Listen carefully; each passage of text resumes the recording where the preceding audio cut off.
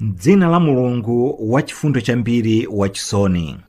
Inu amene mwakhulupirira, kwalamulidwa kwa inu kusala Ramadhani monga momwe kudalamulidwira kwa anthu akale, inu musadabwere kuti muope Mulungu popewa zoletsedwa. Kusalaku n'kwamasiku owerengeka, koma amene akhale wodwala mwa inu kapena kukhala pa ulendo namasula masiku ena akwaniritse chiwerengerocho m'masiku ena.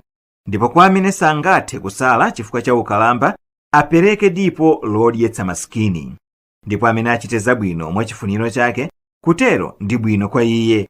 Ndipo kusala pamene kukulolezedwa kumasula ndi bwino kwa inu ngati muli odziwadi kufunika kwa kusala. Mwezi uwu mwalamulidwa kusala ndi mwezi wa Ramadhani, omwe mkati mwake Qur'an idavumbulutsidwa kuti ikhale chiwongoko kwa anthu ndi zizindikiro zoonekera poyera za chiwongoko, ndikutinso ikhale cholekanitsa pakati pa choonadi ndi bodza. Ndipo mwa inu amene akhalepo pamodzi mmweziwu asale, koma amene ali wodwala kapena ali pa ulendo akwaniritse chiwerengero m'masiku ena cha masiku amene sadasale. Mulungu akukufunirani zofewa ndipo sakukufunirani zovuta. Ndipo kwaniritsani chiwerengerocho ndi kumulemekeza Mulungu chifukwa chakuti wakutsogolerani ndi kutinso mukhale wothokoza.